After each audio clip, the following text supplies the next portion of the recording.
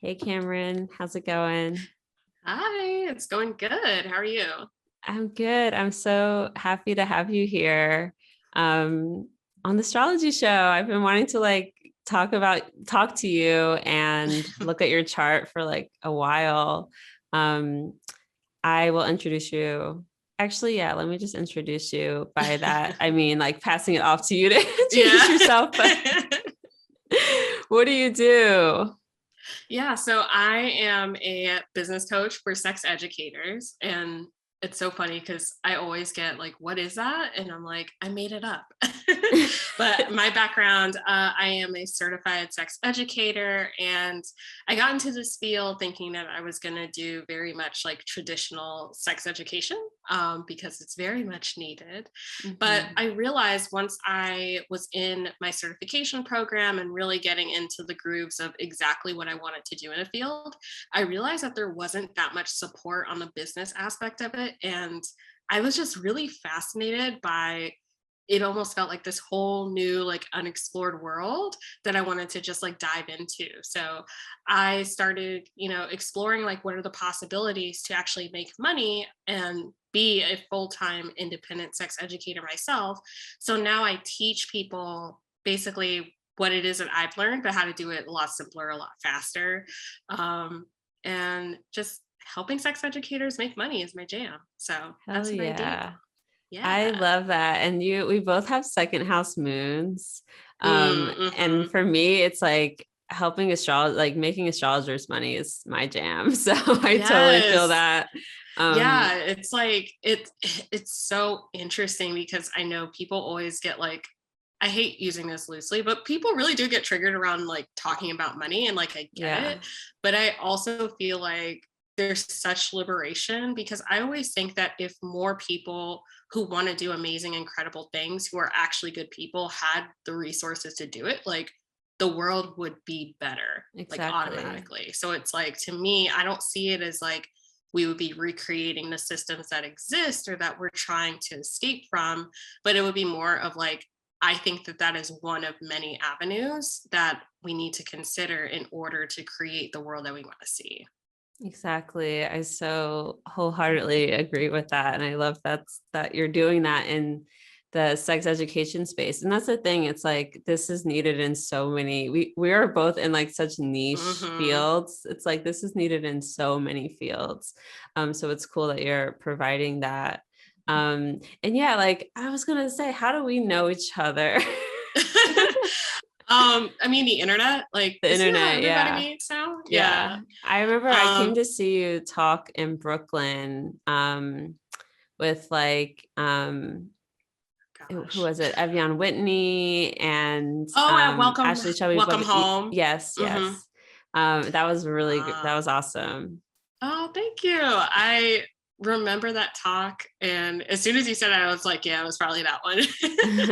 So I feel like that talk that I did, that panel probably started off a lot of things for me. And it was one of the talks that also helped to solidify, like, yes, this is what I want to do. Because it was Mhm. in the space of not just like colleagues who are also doing incredible work, who I like love and support very dearly, but also like, I don't know, it really like just catapulted a lot of momentum for me. So I'm really And glad what was the that you name of saw the that. talk? It was, oh gosh, I can't remember the name of Well, it. what, yeah, that's okay. I mean, just so people But it know was but what it we're was talking hosted about.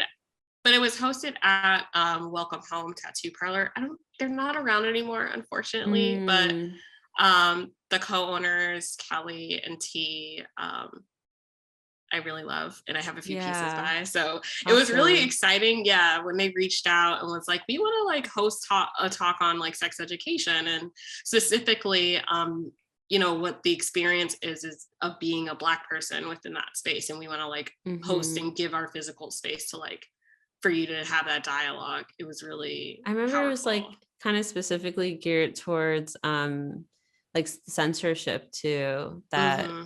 that a lot of like basically BIPOC sex educators and accounts in general experience on Instagram and other platforms. And Yeah. yeah, I remember there were so many great people on that panel too. Yes, I remember the title now. It took me a minute Yeah. because it Okay. was Yeah. way back in like, oh gosh, It was like pre-COVID May. times. It was like Yeah. May, June 2019, I think. Mm-hmm. Yeah, it's a Like while right ago. before. Oppression in the Algorithm. Yes, yes. Yeah. I remember I had a great name like that. That's why I was like, Mm-hmm. what was it? Yeah, that was awesome. And you did a really good job moderating it. Oh, thank you. Yeah, that was a cool event. I'm like, I want to host an event like this, but then the world ended. Right? Yeah. I still want to host an event like that. Yeah, it can happen.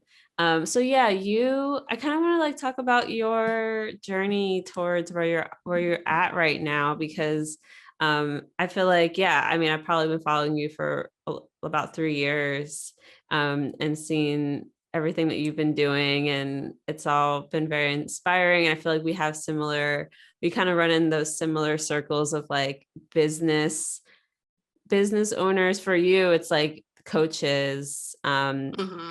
creating businesses around like, yeah, I guess empowering other business owners basically. Yeah. And Yeah. I feel like I'm kind of getting into that space in the sense of I want to do that type of support for astrologers more formally. I kind of already do it very informally, just with friends, but yeah. Mm-hmm. So tell me a little bit more, because I know you, like, tell me, I guess, the story around like your sex education and how it led you to getting into sex education. Yeah.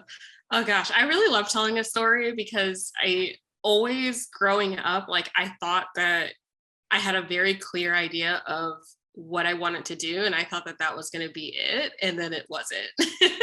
So Well, growing actually, up, before oh, before we get into it, I mhm. totally forgot to share your chart info with Oh folks. yeah, So your SMR, do you want to tell people your sun, moon, rising? yeah. So I love that too. This is taking me back to like AIM, like Yes, age. yes. Yeah. What's your SMR? Yeah, so I'm a Pisces sun, a Virgo moon, and a Leo rising, which I feel like if you know, you know with the hair. Yes. So Pisces sun, Leo moon, your chart ruler is your Pisces sun in the eighth house. And not only do you have Pisces sun in the eighth house, you have a Mercury Cazimi in Pisces in the eighth house. So you were born with that exact Mercury conjunction. And yeah, I mean, that's cool if you think about that, because a Cazimi, the retrograde Cazimi, which we're heading towards in a couple of days, another one, that's the beginning of Mercury's cycle. That's like the Mm, start of its synodic cycle. And that's when it's moving.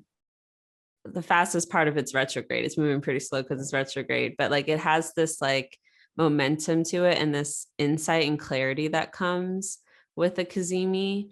I just think it's really cool. I think it's cool that you have that in your chart. I've never, I never knew that I had a Kazimi in my chart. I always just Yeah. like, so I was making that face only because I'm like, if you have a Pisces Mercury, you know the struggle. It's just Yes. like, Your listen, Mercury is exactly square to my Mercury in Sag. So I oh also know the struggle man, of like yeah, having a it's Jupiter ruled Mercury. like I feel like to put it in meme terms, it's always like there's not a single thought in your head, is there? And I'm like, yeah. For me, it's like there's too many thoughts and they are just like whizzing by, and I Hmm. I can't grasp onto all of them.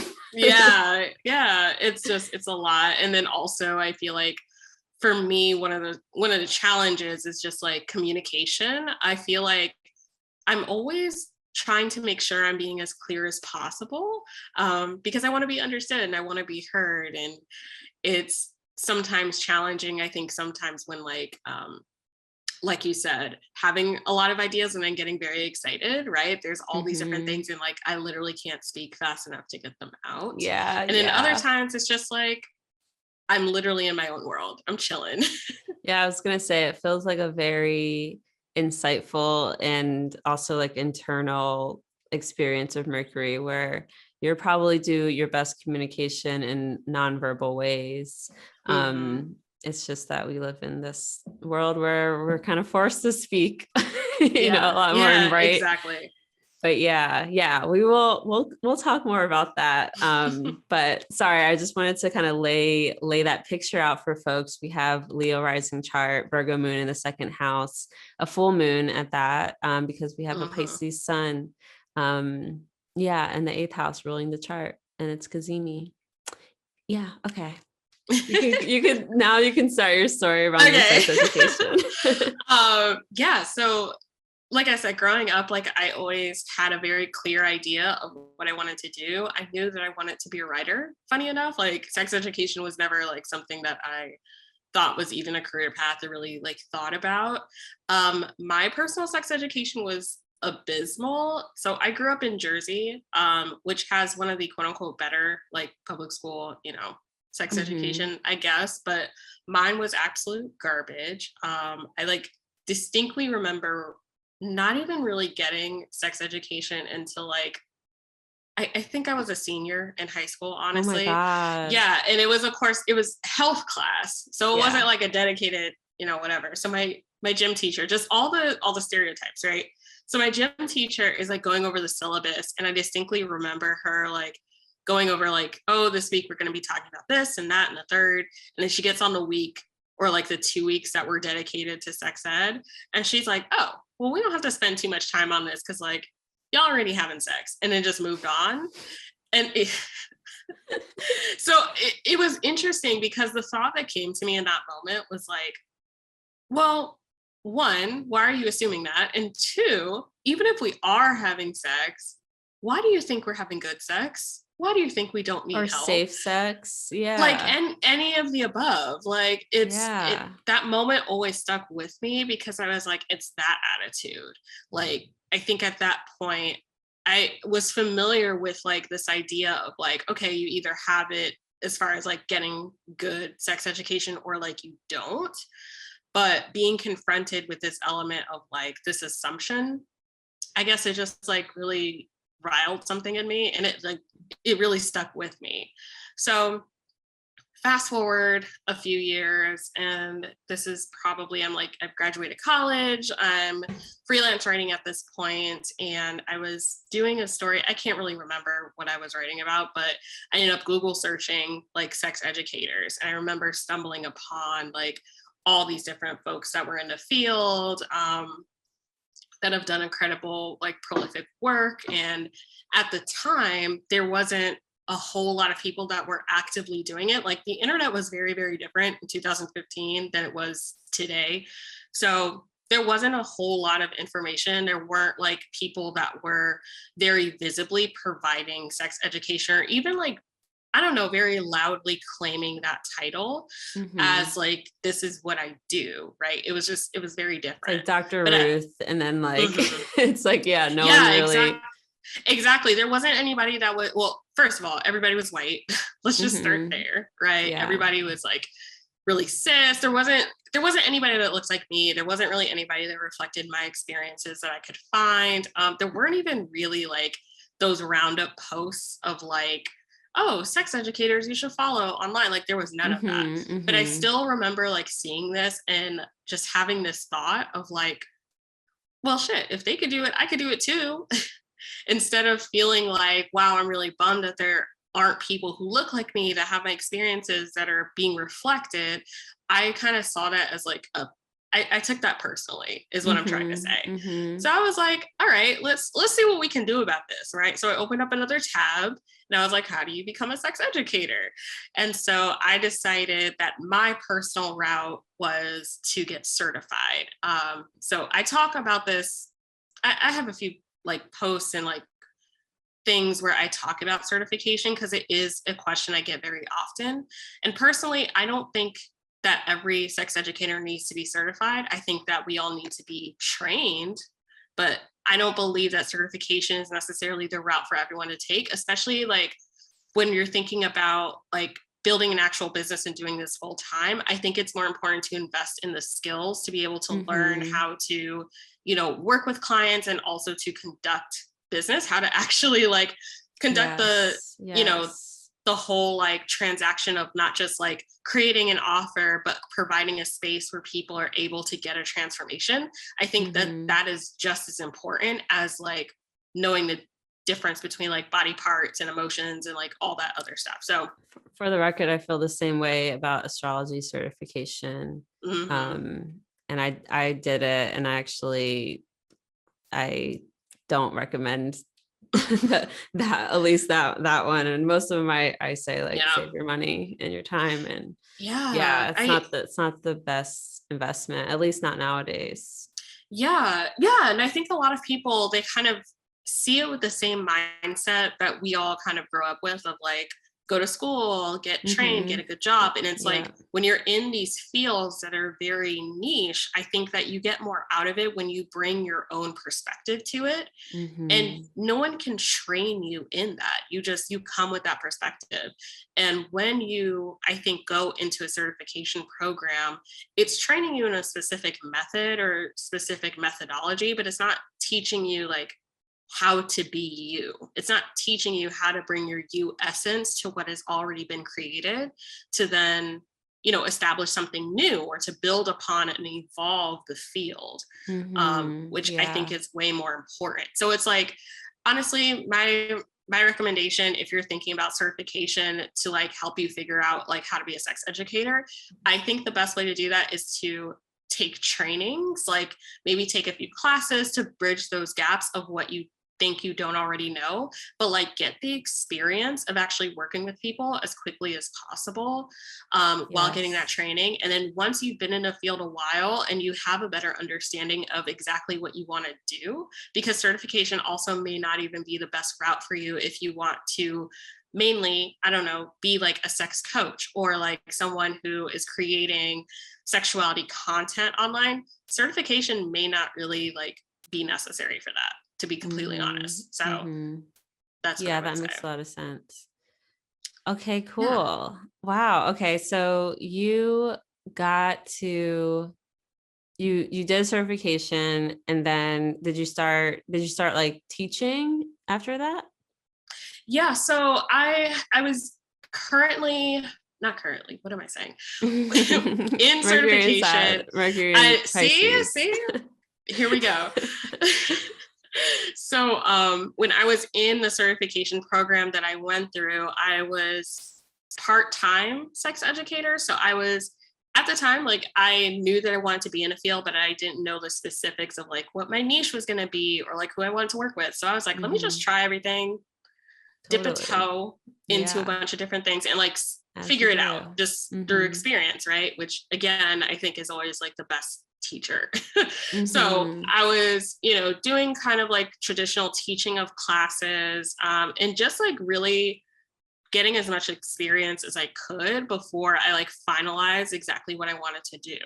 So with that, once I finished the program, I realized that the thing I was actually most passionate about was like the business side of it. It was always the thing I had the most questions about and whatnot. So I thought to myself, all right, what could I do to like start getting upon this route right now? So I decided to take my writing skills and to take like the questions I kept asking and the questions that I was getting from people at the time, because I was sharing my own journey of like getting certified and like transitioning from freelance writing to sex education.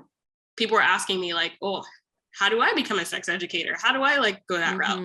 So I was like, okay, I'm just going to like write an ebook, right? I figured that was going to be the best use of my skills. And it was going to help me to like, again, experiment with like, how do I actually like take these skills and make money in this field and like start to get the business experience that I want to have. So launched the ebook, and that just like blew my mind open. It was specifically like going to sleep and waking up to the Stripe notifications that I was like, oh, whoa. You're telling me that I don't need to clock in and out somewhere. I don't need to like actively be working and tracking my hours to get paid. Hell yeah. Oh, it's over for y'all. Yes. It's over. So at that point I was like, my mind is blown. Let me dive into this head first. So from the ebook, I like started hosting workshops, which a lot of educators also do, right? And then like selling the replays, doing things like that. And then I eventually worked into actually coaching, and I loved it. I love coaching. I love working with people because I think that there's just something so powerful about in-person or like interactive, like deep learning and immersion, and like helping Mm-hmm. people with the implementation of a process, not Mm-hmm. just providing information that just really, oh, it lights me up. You can even see it on my face. Like, Yes, so that's definitely. when I I'm was like, taking notes. yeah. So that's when I knew that I was like, okay, this is it. Like, this is the full body, like, yes, that I was looking for. And I couldn't have learned that if I had just kept to like what I was studying in school, what I was studying in my certification program. And I Mm-hmm. think coaching too is really awesome because it also brings in all these other skills that I had like in my life before sex education. Like, I was a summer camp counselor. So like, really outside of like traditional qualifications, I did have experience in like coaching and counseling with people. It was just in an environment that like I hadn't made the connection, right? So it like kind of made Mm-hmm. sense. And a bunch of other things. So that was eventually my Wow. journey. So now I focus like completely on coaching. I have one-on-one coaching and a group coaching program that I provide for sex educators and also like people that are in just like very specific niches like this one. I again just really love supporting people with the immersion of like, you want to take this weird, amazing, beautiful thing that you love and you want to make it a business. Let's do it. Let's go. Let's figure out a way to like package up all that brilliance in a way that's not going to stress you out, that's going to like be just like really simple and also support the full life that you want to live. So that's my story. Absolutely. Oh my gosh. Thank you so much for sharing so much. I mean, I'm excited to talk about the astrology of all of it. I saw Um, your face. You're like, I know they have notes. I know there's notes. yeah, I mean, there's a lot. I guess to start, um, the third house, ninth house stuff is just really loud in your chart. Do you Mm-hmm. mind if I share like the No, not at screen and show all. your chart? Okay, Mm-hmm. cool. Yeah, that's what I meant to ask you before, and I forgot that I like blanked out on it. Okay. So Ooh, yeah, fancy. pretty chart here. And if you're listening to this and you can't see, feel free to pop over to YouTube. All of our episodes are on YouTube as well. And you can see closed captionings there too. So yeah, this is your chart. I'm looking at the third house here in the ninth house. Mm-hmm. And specifically, you talked about writing and how you always wanted to be a writer. And then you talked about writing that ebook and all of these third house like skills. Like I think of Mm-hmm. the third house comparative to the ninth house because they both have so much to do with education and learning and teaching. But the third house is more of that. It's the micro. It's the grounded kind of day to day version of that. So that's where you get like the ebook, kind of the Mm-hmm. smaller groups, or just teaching skills and using your skills. That's very third house. And the ninth house is more of like the publishing, the broadcast, the getting it out on a bigger level, or sharing a bigger, more conceptual message even.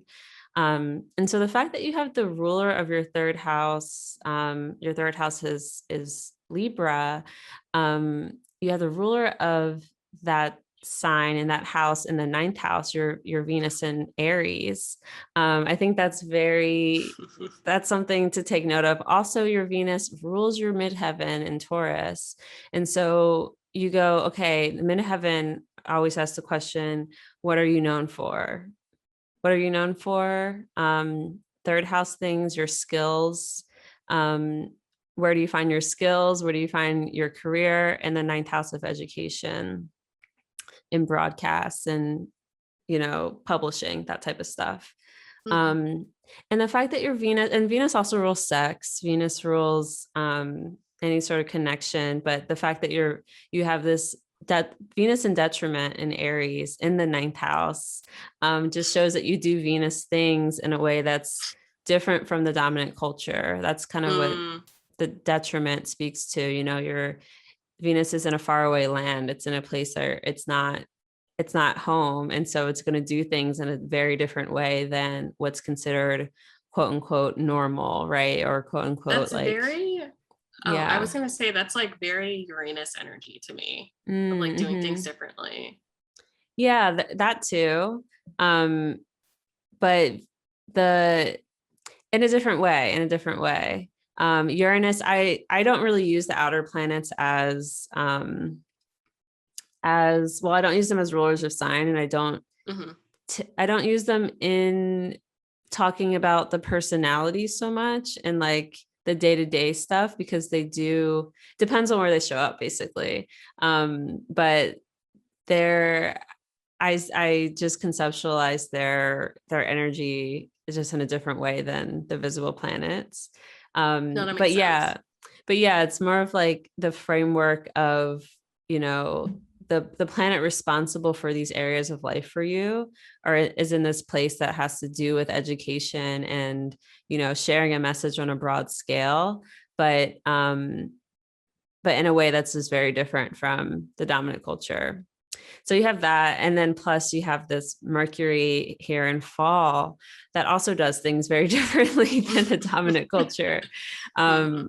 And Mercury rules your second house of money and income and how you're making a living. And so it makes sense that you make a living through, you know, mercurial things like writing and communicating. But again, it's in this weird way. It's in this very unexpected sort Mm-hmm. of space. Um, so yeah, and even thinking about the fact that like the work you do is very much like providing some sort of transformation and an experience, like that is so Piscean too. It's not like this one-to-one transactional thing where, you know, it's like, I'm selling you this product, here you have the product, goodbye. It's Mm-hmm. this very like multi-dimensional experience, which feels very Mercury in the heart of the sun in Pisces. Mm-hmm. Yeah. um yeah, so that stands out to me. But yeah, also this Jupiter in Libra in the third house being ruled by this Venus as well. This very, we could say very queer Venus in Aries, like, you know, just trying to spread the word about sex education and also like how to do business, ruler of the 10th house, you know, how you can live your life in a way that doesn't have to be so beholden to these systems necessarily. You know, there's like other ways Mhm. of doing business and living our lives. um yeah, so this third house, ninth house stuff is just very loud. And then you also have like Mars hiding here in the 12th house in Cancer. Oh, my little sensitive Mars. Yeah, Mars back here, square to both of your benefics. And sort of, yeah, in this conversation with them as well, like Mars rules the ninth house. And when you talk about your education being inadequate, it's like thinking about the ruler of your ninth house being in fall in the 12th house, you know, like being in Mm, this position of being um yeah, not, I always like kind of just not having the best tools. Like I think of planets in fall as kind of be given the shit end of the stick a lot of the time, like that type yep. of energy. And that's, yeah, that's the experience of a planet in fall. They're like, I'm not being noticed. Like, hello, like this isn't enough for me at all. Hmm. Literally, um, this ain't it. I feel like has been most of yeah, my school experience because again, yeah. like, and I do emphasize this in my coaching as well. Like, so much of school, I just see through the lens of like, this is teaching as information, but it's not giving anything else. And Hmm. I want the more. I want the something else. Yeah. That is so, oh my God, Venus and Mars ruling your third and your ninth house. Like it's Truly. so spot on for that, because like Venus and Mars, these two planets, they are nocturnal planets. So they are of the night sect. The consciousness is much more rooted in experience and feeling and sensuality and our wants and our needs, and just this more rooted in the material physical realm type of experiences, as opposed to like Jupiter and Saturn, who are very far away planets, and they're more interested in our the big picture, you know, more like worldly success and career stuff and what we're like on our in the outside external world, right? Venus and Hmm. Mars are like, what's going on inside? What do I need? Like, that type of Yeah. thing. So to have those two planets ruling your third and your ninth houses and being in detriment and fall, that's like the perfect combination for like, I'm going to do something, I'm going to do this in a way that no one's done it. You know what I mean? And Mm-hmm. in a space where, in a space where like, it's not there, so you're filling these, I don't want to say filling these holes. Oh my God. But I guess that is Like filling in the gaps. yes, thank The you. way I I'm kind like of filling see in the it, holes. the This way is I sex kind of, ed, but and you know what, it's interesting because something that I think about quite often whenever folks are like, how do I figure out my niche? How do I figure out like what I want to be known for? And I always give the advice of like, where do you naturally see those gaps existing? And like, how can you fill it? Because mm-hmm. my thinking is always like, if you see those gaps, then that already points you towards like, okay, this is like what lights you up. This is what you're noticing that other people aren't. That's already Mm-hmm. an opportunity for you to come in and like bring your brilliance, bring your magic, bring you and like fill that in. Yes. Yes. Oh, I love that. And yes, this is like such a good lesson in looking at the chart, and looking at the planets and their placements in a way that it's not just about you, it's about your experience, but like Mm-hmm. these represent other things in your life other than just facets of you, right? Like again, these two planets, Mars and Venus, representing your educational experience, and your teachers, and all of that. So I love that. And when you're looking at that in the lens of essential dignity, detriment, fall, things like that, you can see, okay, these are going to be areas of life where things are going to, yes, maybe be more difficult in a lot of ways, but also where you're going to, because of those difficulties, meaning like because of potential lack of resources or potential, disrespect or things like that, which you will see in detriment and fall, um, you get a different experience of things, and you're able to help other people out who are also going through Mm-hmm. having similar experiences. So I love that. And we talked a lot about your planets in detriment and fall, but we've yet to talk about Big Daddy Saturn holding it down. Listen, the zoom Angular in though. angular as fuck. Hold on. Okay, there we go. In Aquarius, literally like on the descendant, resting on the western horizon, Just about to chilling. dip. Yeah. Love that. Love this for you. I love that you have this like, very very dignified as fuck Saturn, really holding things down in your chart in a big way. Like, not to say that you wouldn't be functional or something without it, but like it really Mm-hmm. helps provide a nice, stable, consistent aspect of your life, and that falls in the seventh house of other people, your relationships, the people in your life. I would imagine tend to reflect that and bring that out of you, and also provide that for you, like a lot of consistency and stability. Yeah. And also like having that be something that I value a lot in my own relationships too. Like, Mm-hmm. especially I think with like the excitement and all the like different changes that come with like work and stuff. Well, that's nice. Yeah. It is Yeah, also really important to me to have like really stable, like consistent relationships. definitely, definitely. And that's always going to be an aspect of your life where you will have that. This is, like, we could say, a very blessed part of your chart. Both the sixth house and the seventh house, because Saturn rules your sixth and seventh. Um, so just like the work and the work, the lifestyle, the keeping things running and moving from the Mm-hmm. background, like Saturn's able to kind of provide that consistent structure for you. And also that shows up a lot again in the people that you are in relationship with. And the seventh house also represents your clients, your one-on-one partners, and the partnerships and also clients, people that you have any sort of contractual relationship with. And so it makes sense that like, you know, you're working with business owners, you know, you're working with Mm-hmm. people who are providing structure in other ways as well.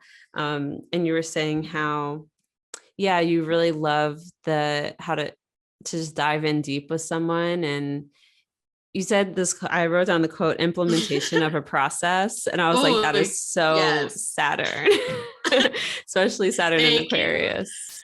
It's Yeah. one of my favorite things so much. Like if I have to choose between like providing information and like providing support to the implementation, oh, I'm all about the implementation. Yes, because your Saturn gives you that ability to see big picture. I really think of Saturn and Aquarius as like being able to kind of be on the cloud and look at things from this bird's eye view, and you can see how all the systems are running from this, again, this pulled back perspective. And so then your Virgo moon can get down into the details and, you know, Mm-hmm. really iron things out down on the ground. But Saturn is there with like really able to see the big picture. And with that also comes an understanding of time and timing. Because the big picture has a lot to do with like, all right, you know, this is going to be the right time to do this, and this is not the right time, so you should be doing that. Mm-hmm. So yeah, all of that is a really solid part of your chart. And not to mention you have Pallas Athena here in Aquarius, pretty close to your Saturn too. Maybe not within, it's 6 degrees, I would say 5 degrees. But yeah, I mean, I think Pallas in Aquarius plus with Saturn there just also aids a lot in pattern recognition and just structuring and organizing. Like, yeah, this like your Pisces stuff might be a little floaty in a lot, like in a lot of ways, but that has a lot more to do with like your identity and where you show up in life, you Mm-hmm. know, and in your life.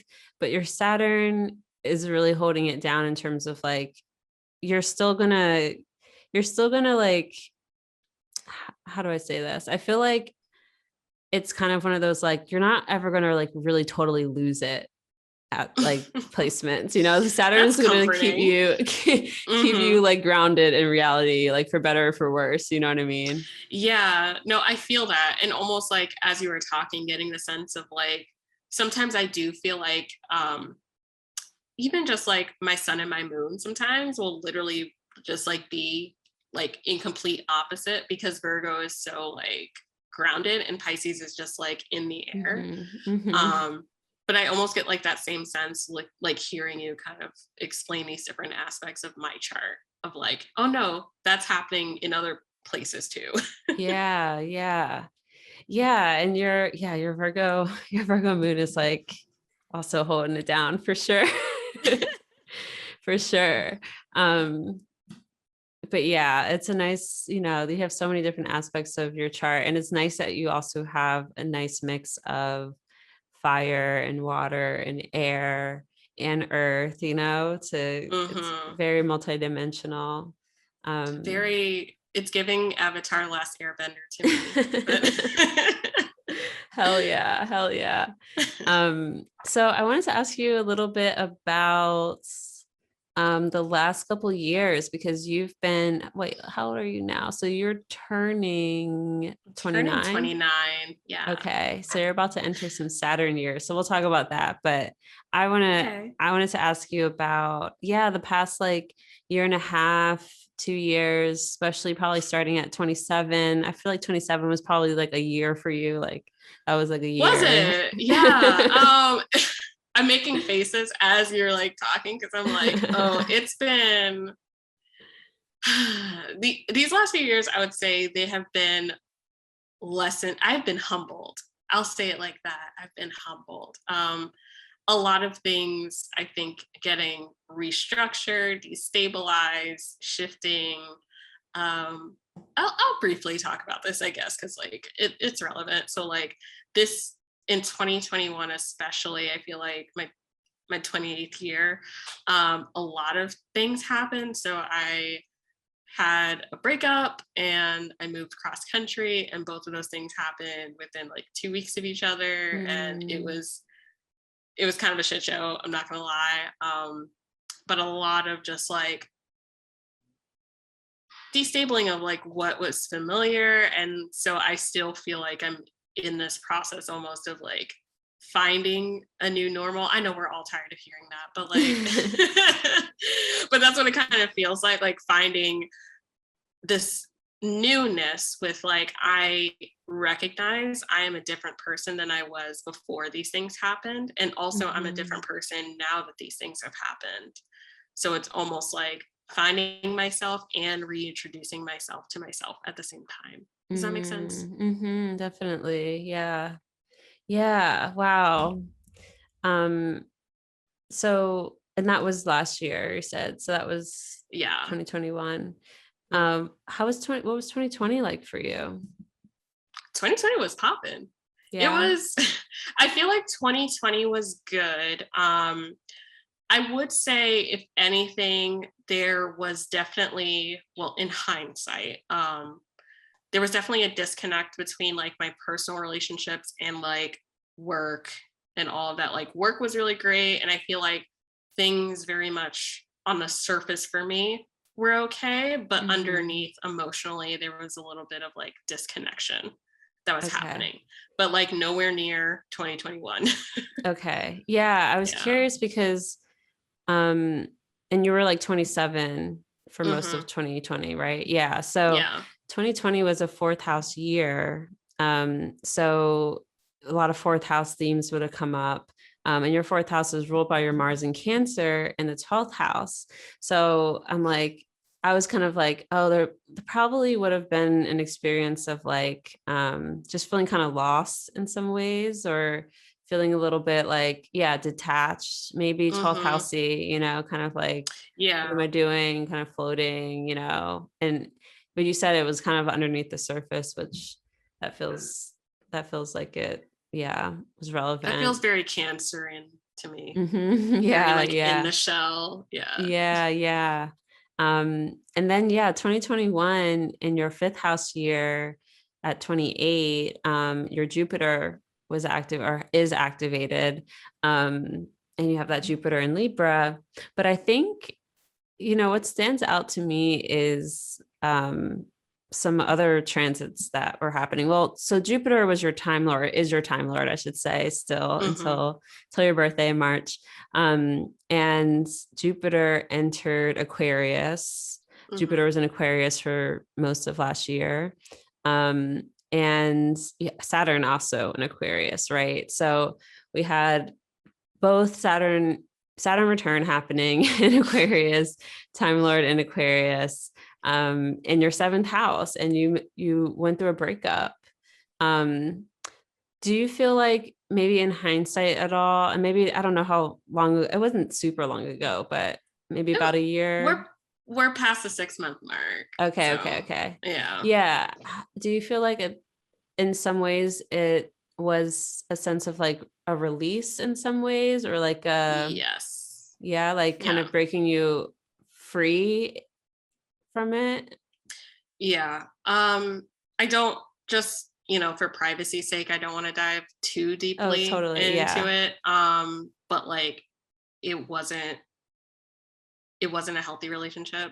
So there was Mhm. definitely like a releasing that Mhm. happened, and like a I think that for me that's what comes up with a sense of like rediscovering or like reintroducing myself to myself. Mhm. Yeah. If that makes sense. Totally, totally. Yeah. I'd say that I asked because, well, for a lot of the reasons, there's just you had a lot Yeah. going on. There Um, I can already tell. but your South node is in your fifth house. So that kind of becomes, we have nodes in the same houses. I have South node in the fifth house Mhm. too. But that became activated. Um, yeah, I also went through, broke out with in a very unhealthy relationship at 28 as well. Um, Whew. but yeah, so that part, but also in this Jupiter year, and again, like Jupiter does have this way of providing relief or release in a different way than Uranus does. Jupiter tends to, for Jupiter, it tends to be a little bit more like lubrication, that kind of gets you out of the rope that's binding you almost, or it provides moisture. It makes things less rigid and tight. Whereas Uranus is sort of like, freeing the zoo animals, like out of nowhere. So, it's like that type of like, I'm going to break, I'm going to like come in with a crowbar and like break you out of here. Different type of relief and release. But yeah, so the Jupiter aspect just made me think, especially as it probably came closer to your Saturn, that's kind of what Jupiter was inviting in with that as well. But also, I mean, again, 7th house Saturn return, we're restructuring, we're redoing this, the way we're doing relationships. It almost feels like taking, when you're done with the puzzle and you're like, yes, this feels good. And then you just clear away all the pieces. It feels like I've cleared away all the pieces again. Oh my gosh, that's awesome. Yeah. So you get your exact Saturn return. You get an extended one. I got one of these too. Yay. Where Saturn's going to station on your Saturn. Fun. The thing is, I'm not really like scared or nervous though, because I mean, this is kind of morbid too, because like other life experiences, but I'm just like, listen, I've lived through absolutely everything that was thrown at me. So whatever else is going to come in my Saturn return, like I'm not scared. I'm not playing chicken. I think that's a great way of approaching it. Because the Saturn return is just like, it's very much this process of like trials around like reparenting yourself, like healing those like just base structural wounding around like, okay, I have to be here in this meat suit, and like I'm going to keep going, I guess. So, so like how to do this in a way that's going to be sustainable for the long term. And this extended Saturn return. I mean, I feel like Saturn, it's been such a blessing, and you are a day chart. So Saturn is going to show up in more like, it's going to be experienced in more constructive ways too. But that's June. Well, May, starting in late April, all the way till like, let's just say May, June, July, Saturn return for you. Okay. We got this. I got this. Yeah. And I actually, I wouldn't be surprised if it was, I don't know if you're dating anyone now, but I wouldn't be surprised if that's like another relationship, honestly. I would be, you would? You know what? I will report back. I'll be not to say that's like what I'm actually like 100% predicting, but it could show up that way, where it's like, that's the trial, is like to, have to figure out how to do this again in a way that's going to be sustainable for the long term, but also it's funny that you mentioned that. Yeah. It's just, I'm laughing too, because dating has just been like this weird experience over those last few months, both, I mean, with all the things happening in my life, but also in the world at large. It's like, how do we date anymore when things keep changing? Exactly. It is. I'm right there with you. Like, what? How do I? Are you living in LA too now? Yeah. Okay. So yes. Okay, that's a whole other podcast. I need to remember that for when things LA are not like this. Weird. LA people are weird. I mean, I wouldn't. I can't say that necessarily, but what I will say is that there's a lot of people here that are weird as fuck. I don't know if they're all like LA people necessarily, but there's a lot of weirdness. No, I've gone on a few dates with like folks that were like born and raised here, and I'm like, oh baby, can't relate. So I've dated 2 guys who were born and raised here, so I'm biased, and I love them a lot, so I'm biased, but it's one of those places where you find a lot of transplants, and then you also find like some natives, and it's like, I don't know, maybe I've gotten lucky, but I also know what you mean. Yeah, you're picking up what I'm putting down. It's just I do. if anything else, the group chat is very entertained. Good. So that's nice. I mean, so yeah, I wouldn't be surprised. And also just saying like, what was I gonna say? Yeah, in terms of like, actually, let me rephrase. Okay. You were saying that this year 28 has been so much about like kind of rediscovering yourself in a lot of ways. And I feel like that is so fifth house, and that was very much my fifth house experience, at least, is that there was this, it's like fifth house is sex. Yeah, it's creativity, it's fun, it's children, it's all that too. But it's also just like what you love and like what Mm-hmm. feels like, I like to say it's what turns you on, what sparks Yeah. joy. And like when you're in your fifth house perfection, or you're having some significant fifth house transits, you get these like experiences where you're like, oh yeah, I really love this, or like you really start to tune into what pleasure really means for you. And that feels like getting to know yourself too. Mm-hmm. Oh, that resonates so much. Yeah, because at first it definitely felt like a lot of, oh no, I want none of this Mm-hmm, experience, mm-hmm. as I'm sure you and like people listening can imagine. Like, but in that clearing of what is no longer serving me, what doesn't spark joy, it does eventually leave room for all the things that do. It was just like, I think more so it was a process getting here, and I was so impatient. I was just like, nah, I'm not having this. I hear But that. it did get better, and then I was able to get to the fun part, right? Of like all Mm-hmm. the, yeah, like let's find these new things that I enjoy doing, and like old things also that I can learn to love in a new way. That's really Definitely. nice. And again, you're having your nodal reversal too during all this as well. So congratulations, it's officially over as of today. The Thank nodes are out of Gemini goodness. and Sag. We're recording this January 18th, 2022. So yeah, the nodes are officially in Scorpio and Taurus. And yeah, you're having eclipses here, and yeah, just so much energy around fifth house matters, around like Yeah. yeah, what Yeah, I sparks was over joy. it. I'm not even gonna front. I was so over I bet. it. I bet the nodal reversal is a tough fucking transit. And that's when people are like, oh yeah, 27, like Saturn return. I'm like, don't don't say that, because it's sometimes it's a Saturn return, but usually it's that nodal reversal that kicks your ass. Because Yeah, it really just throws you for a loop. like I said, humbled, Yeah, yeah, completely humbled. for But it's all sure. good now. Because we're going into a new nodal Yeah, phase, nodal return. yeah. Yeah. So And you're about to get a bunch of 10th house transits too, and just like activations as well, with Uranus and 10th house eclipses. That's pretty big yay. for visibility and just like your career direction in general. And then you're entering a Saturn, your first of two Saturn years. So when you turn 29 and 30 are both years where your Saturn is activated.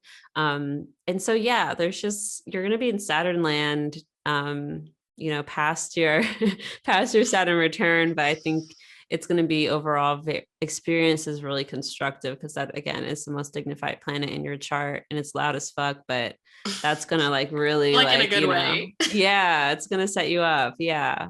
exactly. And I could see, I mean, I'm pretty much going to predict Yes, a please. serious partnership by the end of your Saturn return, or at least in your 30th year. That's one of my Okay. predictions. Okay.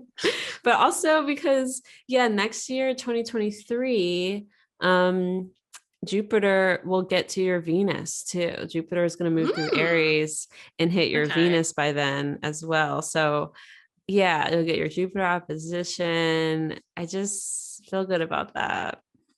I feel good about Well, that. I'm excited. um, yeah, and then what else did I want to say? Oh yeah, this 10th house stuff. So Uranus gets to your midheaven. I don't think it's gotten there yet. I don't think you've had the Uranus midheaven transit. So it gets there in May. Okay. Early May, like the 9th or 10th, second week in May, and it's there for like all of May, all the rest of May, basically. Nice. And it comes back a couple times. I think it comes back in sorry, it's so slow. Okay, all of December it's there, all of January, pretty much like December through into March of 2023. Oh wow. It's going to also Okay. be there. So you're getting a lot of like hits to your midheaven. And what that means is like things are going to change, right? And so you can kind of expect things to change but at the same time, the North Node's there. We're going to have eclipses there. Our first eclipse of the year, April 30th is Ooh, so pretty right close to before. and it's pretty close to your midheaven. It's like 10 degrees, 9 or 10 degrees. So I would imagine like new opportunities to be visible and to kind of just like expand your craft and your professional like titles and roles. And it's like you don't have to know what that means right now because it's just going to happen. Yeah. Oh, that's exciting. Yeah. And then I think when Jupiter gets to your Venus too, that's also going to be a big career thing, because Venus rules your midheaven. So that's going to be some opportunities coming to you. But I think you're going to get some tastes of that this summer. In May, when is that? Yeah. In May, you get your Venus return, in like late May. And then like Jupiter and Mars enter Aries. And I think you're gonna start to get like some clues, I think, around what the next couple of years are gonna be like for you in terms of like, especially in the realm of broadcast, publishing. Are you writing a book? Have you thought about a book at all? I thought about it. Okay. That was literally the thing that popped in my head as you were talking. So I'm like, whoa. Probably that then. Yeah. But yeah, whatever it hmm is, it's going to start to manifest, I think, this summer around May, June. Um, yeah. And then, oh, I forgot to mention this before, but um, I wanted to, it's still relevant. You've been being murked by Neptune for a while too. Yeah, let's talk about that. Cause again, I'm I don't know what else to do. The white flag is up.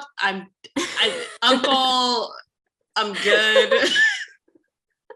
Yeah, like it started, I mean, it's probably started before this. It definitely started probably in 2019. Because I know because that 18 degrees mutable, 18 degrees Pisces, that's exactly square my Mercury. So I remember these transits. It's In rough. It's rough.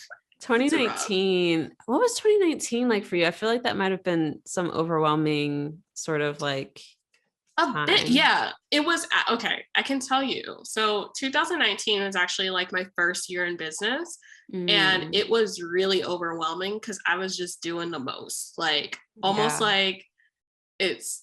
I'm getting like this image of like, that episode of SpongeBob when him and Patrick are taking care of the clam, and like SpongeBob's doing all the things and he has like 10 arms. That was Yeah. me. And I was so tired. So it was Same. like I got like I remember this feeling of like, yes, I have achieved what I wanted. I got the things that I wanted, but I was so tired getting there that hmm like I really didn't celebrate it. It was kind hmm of weird. So Yeah, yeah. I mean, there was so basically what was happening. Jupiter was in Sagittarius that year, so you had all this creative energy and like you're able to produce a lot, give birth to a lot mhm. of things. It was on your North Node. And as it hit your North Node, it started to square your Sun and Mercury. And Jupiter squares tend to be like overdoing. They basically are like extra, Doing the extra, most. extra. Yeah, literally doing the most. And then on top of that, Neptune was on top of your Sun Mercury conjunction, like Okay, this explains so much. right there. Yeah. And so Jupiter was squaring it. Neptune was like, I'm just gonna like pour a tsunami over you basically. And like you're literally gonna be drowning in work and shit to do. And it's just overwhelming. And so, yeah, you were dealing with Neptune on your sun, Mercury for quite some time. And of course, the sun is your chart ruler. So that is the planet that represents you and your body and just like your overall vitality. So that Neptune, I always say Neptune transits, especially hard aspects like the conjunction, square, and opposition, can feel like you're on opiates, but in a way that's like, I can't get up, I can't move. Like, I'm just like, it's that sort of super sedative type of experience. Yeah. Also, it can be really magical, but it can be a lot. I think it's a lot. It was a lot. So you were dealing with that Neptune transit. It's done. Neptune's not going to be on your sun and Mercury anymore, but now it's just moving to oppose your moon. So, oh no. So yeah, now it's at 20 degrees. It's still just pulling away from your sun, Mercury. And it does get to oppose your moon. It'll be there basically like halfway through April, all the way until September. So you get a good chunk of Neptune opposite your moon, and it'll come back eventually too, but because it stations retrograde opposite your moon, basically. So it's there for a while. And the moon ruling your 12th house, it really is a lot of this like behind the scenes background stuff that has a lot to do with mental health. That has a lot to do with like just the like background systems, of your life. And Neptune's kind of being there like, let's open up and see other ways of doing this. Let's spiritualize this a little bit more. Let's dissolve even more boundaries. Let's make things a little bit more confusing for a bit. Very like Seven of Cups energy I'm feeling. Yeah. And in the end it'll probably be worth it for sure. I'm going to say probably. I would say definitely, but I don't want to make promises. Yeah. No, but yeah, that's sort of again another background influence that's happening. Just kind of keep in your back pocket when you're like, why am I so confused and can't think straight? You can blame Neptune. I mean, good, because I already was. So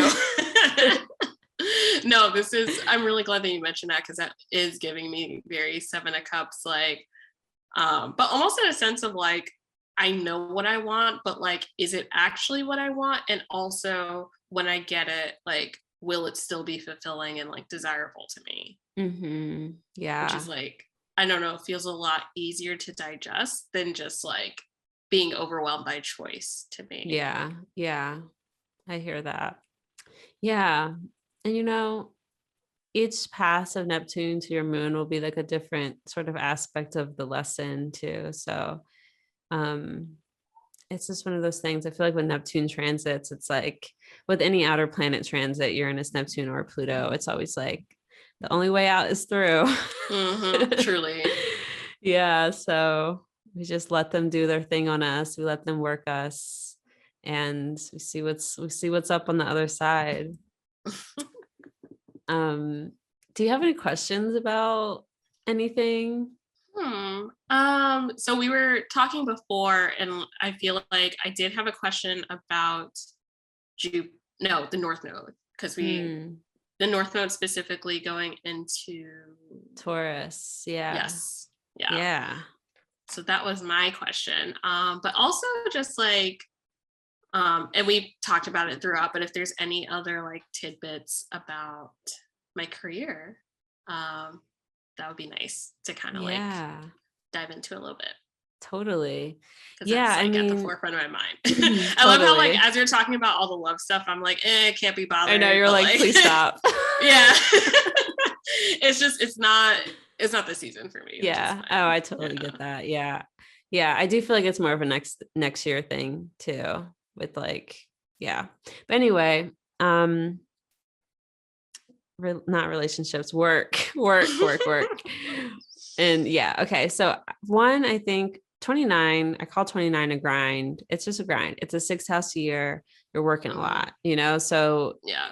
I feel like you're really building the next 2 years. Like, not to say that you're not haven't already built so much, but I feel like there's something new that's coming in that you're like spending a lot of time on and a lot of like effort and, focus on.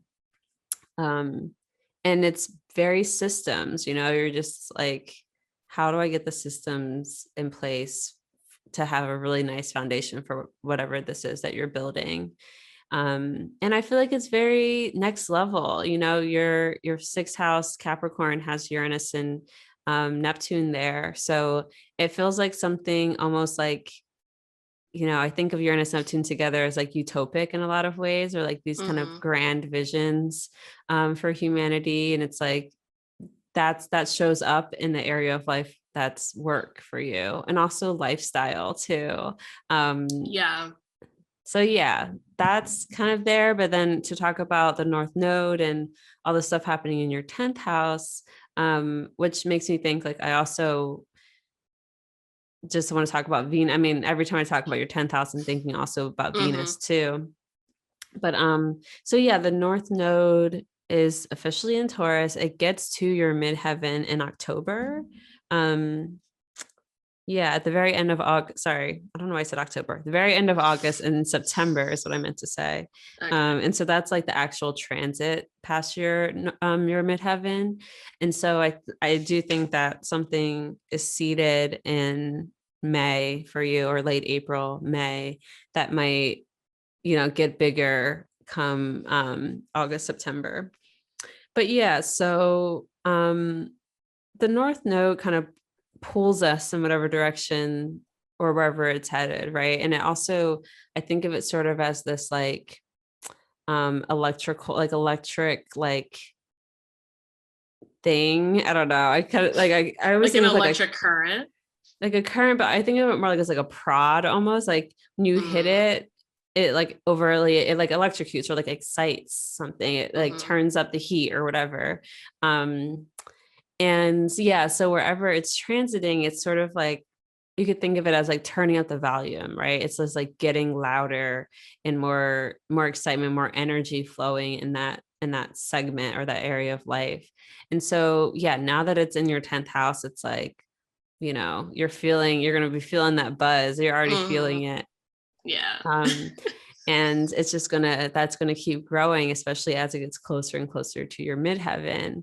And then Uranus is there too. And like I said, Uranus is going to be there for quite some time this year. It gets there in May.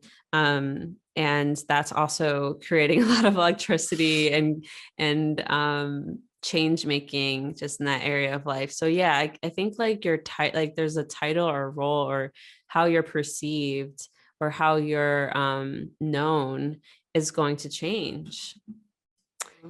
It's exciting though. Yeah, it is really exciting.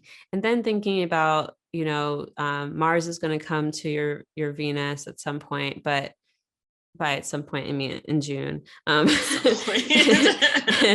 and then Jupiter only gets to 8 degrees of Aries, but next year it gets to your Venus. When is it? It gets there at the very beginning of April of 2023. And that feels like that feels big career wise too. So there's just a lot, like it's going to continue. Something I just noticed too, like it's spring of this year and spring of next year that are like, yeah, definitely. Yeah. And that's also because we're talking about career stuff and, springtime, that's where your 9th, 10th, and 11th get hit up. And so yeah, and we happen to have eclipses there now. So there's a lot happening. And worth it to mention, we're also going to have eclipses in your 4th house too. So there, moves could happen, or are you pretty settled where you're at right now in terms of like your apartment or living situation? I'm thinking about moving. Okay. Yeah. That's pretty much what it would be. Yeah. And I like to think of South Node and South Node eclipses like as like very refining. There's just like, we don't need this. We don't need this. Throw that out. No more of that. Yeah. Oh, that's absolutely like the energy that I'm that I'm in. Okay, cool. Like I went yeah. on like it wasn't even just like, yeah, let's see what we think about moving. It was like, no, look up your astrocartography and like let's start to like really think this through of like where we want to go, and Totally. where we're going, which was also Yeah. like really fun to dive Yeah. into. Yeah. Yeah. So there's definitely some movement around that as well, but it feels more like, again, like figuring out what it is the core of what you need in terms of a Mm-hmm. home or, a place to live, Yeah. the land that you want to, root onto. Um, yeah.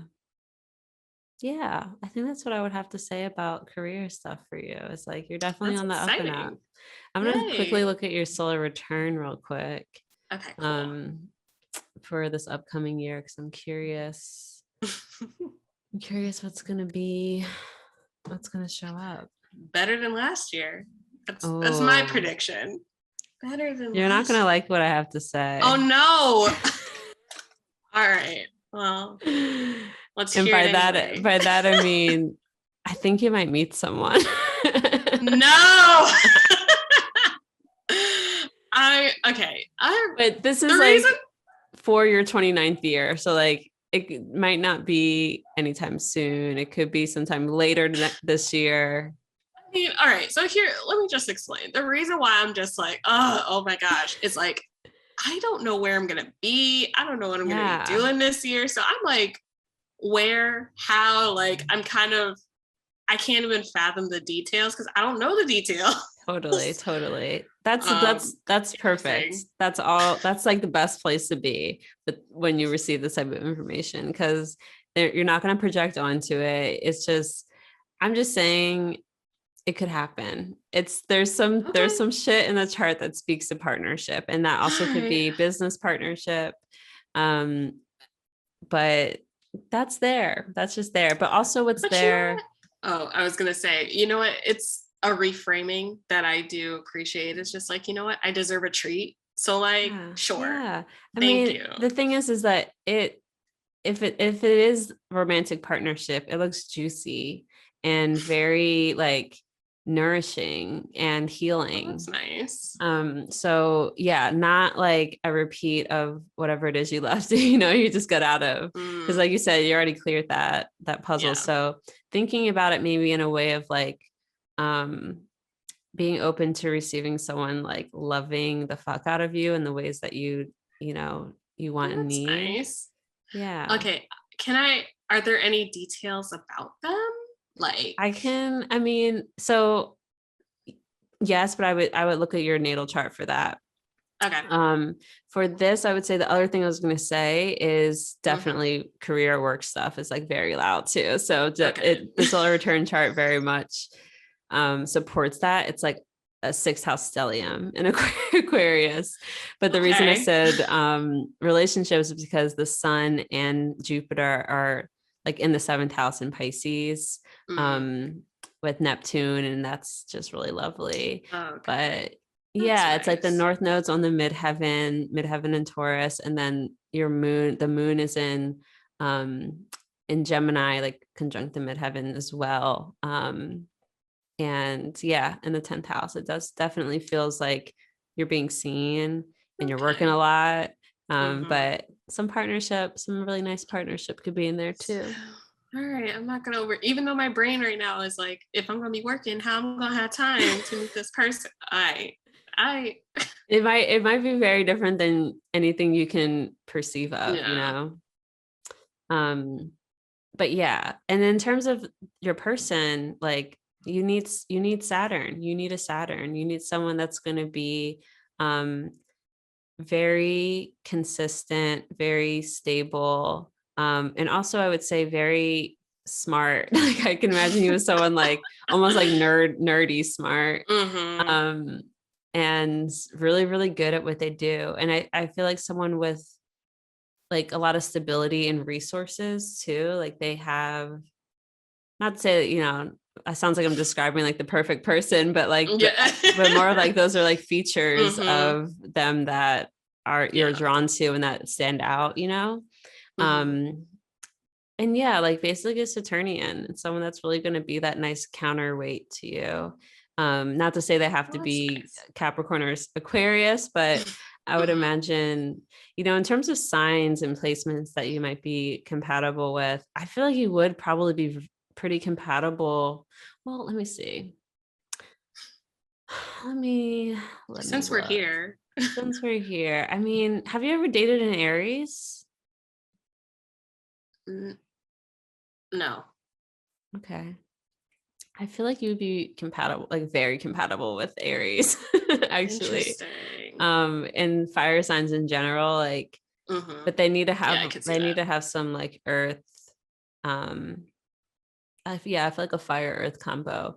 Water, I would say they would definitely need to have at least one water placement, to like so you Hmm. can feel reflected and seen in that way, because that's I feel like really hard for watery people like us to like not have that Yeah. sort of reflection.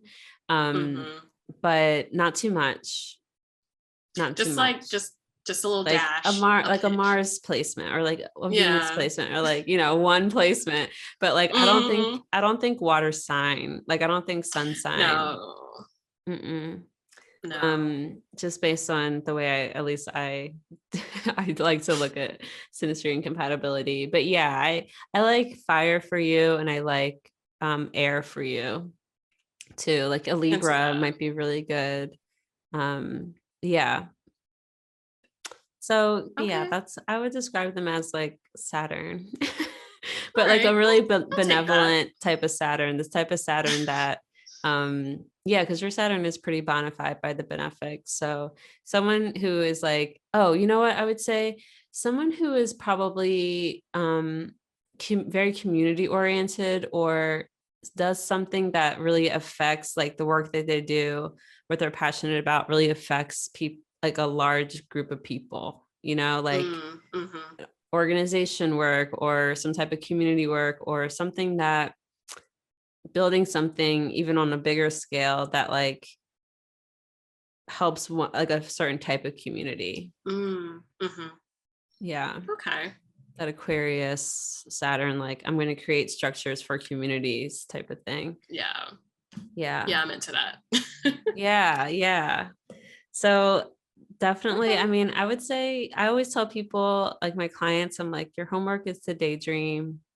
Just think about what, would be nice. And it's not like actual homework where you have to like remember to do this, but like Mm-hmm. it's always good to it's always good. I'm always kicking my trash can because I can't see it from this eye line. But yeah, it's always good to just like I tell people like think about what like a Saturday morning would be like with this person. Like, what are you doing? Whose bed are Mm-hmm. you in? Like are there Yeah. animals around? What does the room look like? Just stuff like that. I also like to tell people think about what your arguments would be like what is like the Ooh. type of argument that you would want to have, like how would you want that to go? What does that look like for you? That was a big Okay. one for me that I realized like with my ex where it's like the way that I wouldn't even say we fought because I don't fight, you know what I mean? Like that's Mm-hmm. not who I am, but he was very like combative like that and just like naturally tell him he talks to his family, very like they yell at each other and I hate Yeah. that so much. And so I made it a point to kind of think about it like I never want to fight with someone like that. Like that's not how I want to argue. Yeah. It's funny. I was talking with another friend of mine who's also an astrologer, and I Mm, was like, yo, we were chilling, and I was like, wait, I still have my ex's birth chart information. So I gave it to her.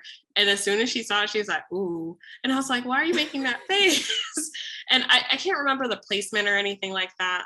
So I won't say it specifically, but it was like one of their major placements were like direct opposition to me. So they were like, oh mm, no, oh baby, mhm. no.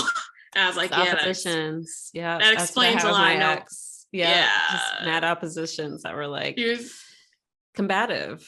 Yeah, yeah. And she was like, just, look for the complimentary placement. Yep. I was That's like, why I'm that, saying okay. fire and air for you. And Yeah. especially with the sun, especially the reason I say no water suns is because you already have an eighth house sun. you don't need another water sign lighting up one of your dark houses. You don't need someone lighting Cancer lighting at your 12th We house. really don't. We really don't. Let's keep that over there. Yeah. And that's not like any shade against Cancers. It's just the way that the astrology works. You don't want people necessarily lighting up your dark houses all the time. Not all the time. Sometimes it does work. But that's usually because there's configurations in your chart that make it work, you know? But yeah, I really like fire. I like cardinal for you, like Aries and Libra. Yeah. So we'll see. Definitely keep me posted.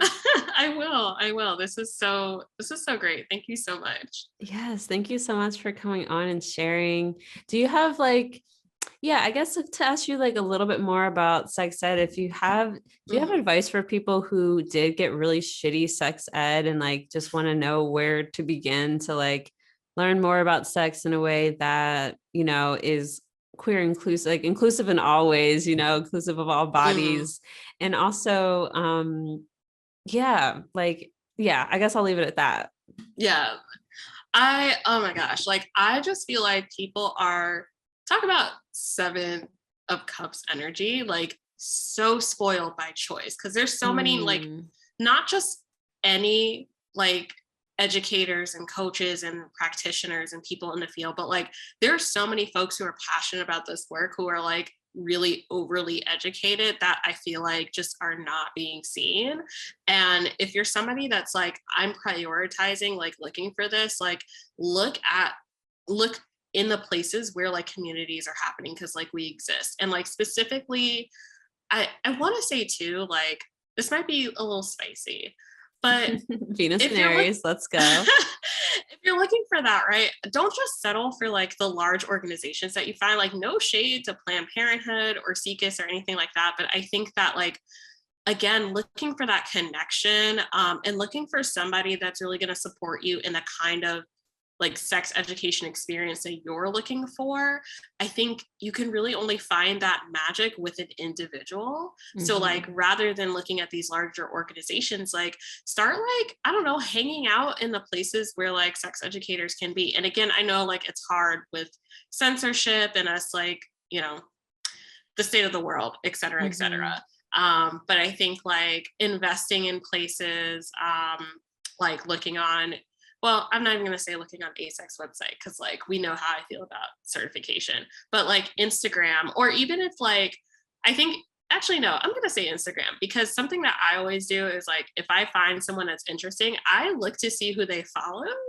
So like, that's a really simple thing to do. Like you can check out who I'm following. And just if you go to follow Cameron, usually like people will pop up, right? Like suggested people will pop up. Totally. Yeah. So I'm just like, there's so many folks, like, again, depending on the kind of sex education experience that you're uniquely looking for, it's going to vary. But I know I only follow quality people. So, like, I don't know, check out who they follow, you know, who they reference, who they source, things like that. Off the top of my head, just shouting out Erica Smith, Bianca Laureano, Melissa Carnegie of Sex Positive Parents, Erica Hart, like all incredible people that do like fantastic work in the field. Evian Whitney also. Just again, I think those are really fantastic places to start, and like always prioritizing folks of multiply marginalized backgrounds because like we deserve to be uplifted and supported as the experts we are. Hell yeah.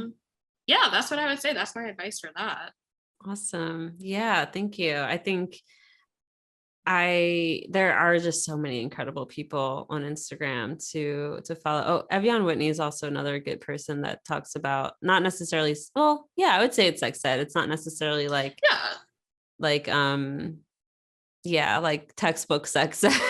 But yeah, it's like it's sensuality. Like they describe their work as being a sensuality doula, which I love so much. Also, wait, I have their book also. Oh, awesome. Which is really great. Give me 1 second. Yeah.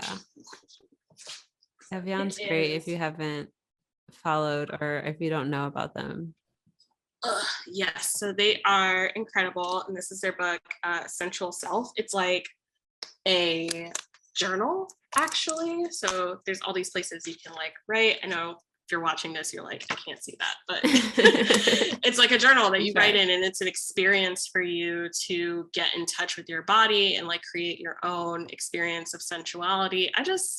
Stuff like this, I completely consider to be sex education, because I think that collectively we are moving away from like fear mongering, and we need more of what does it look like when sex education and like sexuality and sensuality work looks fun and cool and pleasurable and interesting, and not just about like what we're lacking and like what we're missing all the time. Yeah, I love that. Awesome. Yeah, so definitely follow Cameron. Can you tell people where to find you?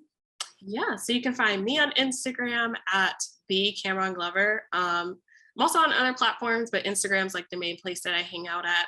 If you are a sex educator, or you want to be, and you want to know how to build your business, definitely join us inside the Sex Ed Business Academy. That's my group coaching program where I teach you how to actually create an offer, how to like have a full-time business as a sex educator. And I also do private one-on-one coaching as well. So if you're in the field, or if you're somebody that's like in a like also really interesting niche, I guess, and you want to like build your business as well, I can also like support you with that. So all the information is available in like my link in bio. So if you find me on Instagram, or if you find me like Instagram, social media, or like the bottom of this episode, you can find all those links. But if you have any questions, you're always welcome to DM me as well. Awesome. This has been so great. Do you have any other questions for me or anything? No, I think you answered all of them. Cool. Awesome. Thanks so much. Thank you. This is so great. Okay.